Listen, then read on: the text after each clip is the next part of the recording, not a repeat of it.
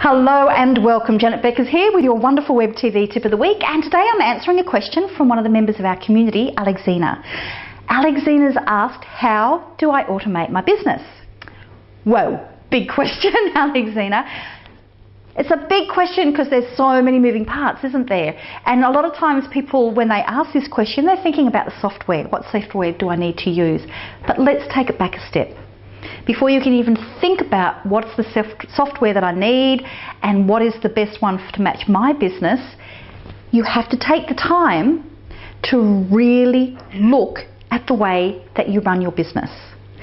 So the very first step you need to do, and a good way to do this is just get a big whiteboard or some big paper and some texters, and I want you to map out the path of what happens for a typical client when they come to your business. So we need to look at things like, how do you attract that client? When they get to your website, what do you want them to do?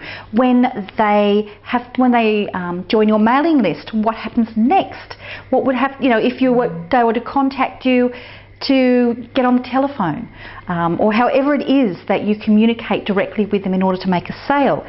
What happens in order to do that? Do they have to send an email? Do you make the times? Is there somebody there that's for the telephone? When you make a sale, what are the steps that have to go in place in order to get the money?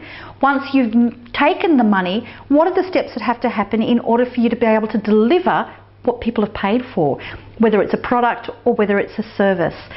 These are the things that you need to work out exactly before you can automate, because that way you're going to know, am I going to need automation around getting people onto my mailing list? Am I going to need automation to do with things like scheduling times for appointments? Am I going to need some kind of automation for delivering a product, whether it's a physical product or not? Am I going to need some kind of automation to get the money in the bank? Or do I not need to do that? Do most of my clients want to be invoiced anyway?